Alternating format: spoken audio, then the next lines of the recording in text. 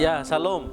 Puji Tuhan, hari ini kita sungguh luar biasa dapat berjumpa bersama-sama untuk mendengarkan dan merenungkan kebenaran firman Tuhan. Tapi sebelum kita mendengarkan kebenaran firman Tuhan, mari kita berdoa. Bapa di surga, terima kasih. Hari ini kami sungguh mengucap syukur karena anugerah Tuhan yang sungguh luar biasa. Kami dapat bersama-sama merenungkan kebenaran firman Tuhan. Kiranya firman Tuhan yang kami renungkan ini dapat kami mengerti dan dapat kami lakukan dalam kehidupan kami hari lepas hari, ya Tuhan. Terima kasih, kami siap merenungkan kebenaran firman-Mu. Hanya di dalam nama Tuhan Yesus kami berdoa. Haleluya. Amin. Nah, saudara-saudara yang terkasih di dalam nama Tuhan Yesus, hari ini kita akan merenungkan satu kebenaran firman Tuhan yang terdapat dalam 2 Tawarik pasalnya yang ke-31, ayatnya yang ke-20 sampai dengan 21. Firman Tuhan berkata demikian. Demikianlah perbuatan Hizkia di seluruh Yehuda. Ia melakukan apa yang baik, apa yang jujur, dan apa yang benar di hadapan Tuhan Allahnya. Dalam setiap usaha yang dimulainya untuk pelayanannya terhadap rumah Allah dan untuk pelaksanaan Taurat dan perintah Allah, ia mencari Allahnya.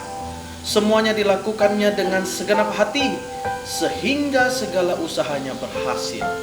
Nah, ini adalah satu firman Tuhan yang sangat menarik. Karena apa? Ada seorang anak muda yang dipakai oleh Tuhan yang bernama Hizkia. Ya, siapa Hizkia? Hizkia adalah raja ke-14 dari kerajaan Yehuda. Nah, ketika ia diangkat menjadi raja untuk memimpin kerajaan Yehuda, dia berumur 25 tahun dan dia memerintah 29 tahun lamanya. Ya, kalau dipikir secara manusiawi, bagaimana mungkin anak muda dapat memimpin bangsa yang besar dengan waktu yang lama, dan dikatakan dia melakukan apa yang benar di hadapan Tuhan. Ya. Tetapi firman Tuhan berkata, ya, dia melakukan apa yang benar di hadapan Tuhan. Mengapa? Mengapa dikatakan dalam firman Tuhan ini ia melakukan apa yang benar? Nah, dalam 2 Tawarik pasalnya yang ke-29 ayat yang pertama dikatakan ia adalah raja yang melakukan apa yang benar. Nah, pastinya semua orang di dunia ini ingin melakukan yang namanya kebenaran. Ya, tidak ada yang tidak ingin melakukan kebenaran. Semuanya pasti ingin hidupnya benar, baik di hadapan Tuhan maupun di hadapan manusia. Ya, mungkin ada banyak manusia yang tidak mengerti tentang hal ini. Apa itu kebenaran? Bagaimana cara melakukannya? Kebenaran adalah tolak ukurnya adalah Tuhan. Kenapa? Bukan manusia yang menjadi tolak ukur utama dalam melakukan kebenaran. Ya, motivasi yang sesungguhnya ketika kita mau melakukan kebenaran adalah tolak ukurnya adalah Tuhan. Setelah kita paham bahwa Tuhan menghendaki hal itu, maka itu adalah hal yang mudah dilakukan.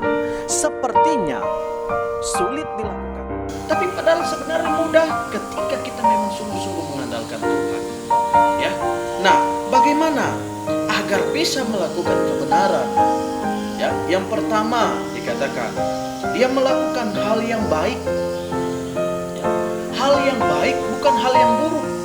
Bukan hal yang tidak disenangi oleh Tuhan. Ya, hal yang baik tentunya disenangi oleh semua manusia, bahkan kerabat kita, saudara kita, dan siapapun yang berjumpa dengan kita.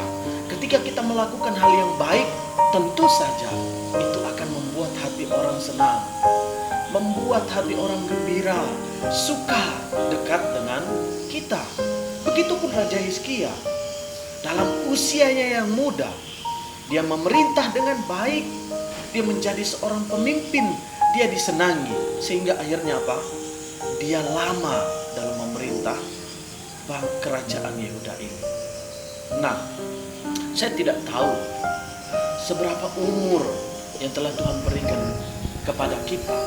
Mungkin ada dari anak-anak, remaja, pemuda, bahkan orang tua. Semuanya kita dituntut untuk hidup menjadi orang yang baik. Supaya apa? Kita benar di hadapan Tuhan. Itu intinya yang paling sangat penting. Ketika kita mau melakukan hal yang baik, artinya kita mau melakukan kebenaran firman Tuhan itu. Yang kedua, dikatakan bagaimana agar bisa melakukan kebenaran? Jujur. Ya, dikatakan di sini. Apa yang jujur dilakukannya? Ya. Jujur artinya tidak pernah berbohong, tidak mendustai, ya. Tidak berbohong kepada pasangan kita, saudara kita, orang tua kita, anak kita. Itulah hal yang dikatakan benar di hadapan Tuhan. Ya, seringkali kita berbohong karena kita takut untuk menyatakan kebenaran. Nah, ini yang bahaya. Mari kita belajar bersama-sama untuk tidak takut menyatakan kebenaran karena hal yang jujur, karena kejujuran adalah hal yang sangat dinantikan dan dituntut kepada kita sebagai orang percaya. Ya. Yang selanjutnya, bagaimana agar bisa melakukan kebenaran? Mencari Allah terlebih dahulu. Melakukan hal yang baik, hidup jujur, memang itu adalah keutamaan dalam hidup manusia. Jangan kita mengandalkan kekuatan kita. Jangan kita mengandalkan kekuasaan kita. Itu hanya sementara. Ada banyak saat ini orang yang mengandalkan kekuatannya jatuh. Orang yang mengandalkan diri sendirinya dan merasa hebat. Aku punya kekuasaan, aku punya segalanya. Akhirnya hancur. Karena apa? Dia tidak mengandalkan Tuhan dalam hidupnya. Yang selanjutnya, bagaimana agar bisa melakukan kebenaran? Dilakukan dengan segenap hati. Itu yang penting. Bukan karena keterpaksaan, bukan karena disuruh si A, disuruh si B, disuruh orang tua, disuruh suami, disuruh istri, bukan. Tapi dilakukan karena kemauan pribadi, karena ingin melakukan kebenaran itu, dan itu dilakukan dengan segenap hati, tidak setengah-setengah. Ya, itu hal yang sangat penting. Maka apa yang didapat? Kata firman Tuhan, semua dilakukannya dengan segenap hati, sehingga segala usahanya berhasil. Hidupnya diberkati oleh Tuhan. Saya kena percaya, kita pun ingin hidup kita diberkati oleh Tuhan. Amin. Ya, semuanya pasti ingin hidupnya diberkati oleh Tuhan. Pasti semuanya ingin hidup berhasil. Kuncinya apa? Melakukan kebenaran di hadapan Tuhan. Melakukan kebenaran firman Tuhan. Ya, untuk melakukan hal yang baik, jujur. Ya, dan mencari Allah terlebih dahulu. Sehingga kita melakukannya dengan segenap hati. Hasilnya, hidup kita berhasil.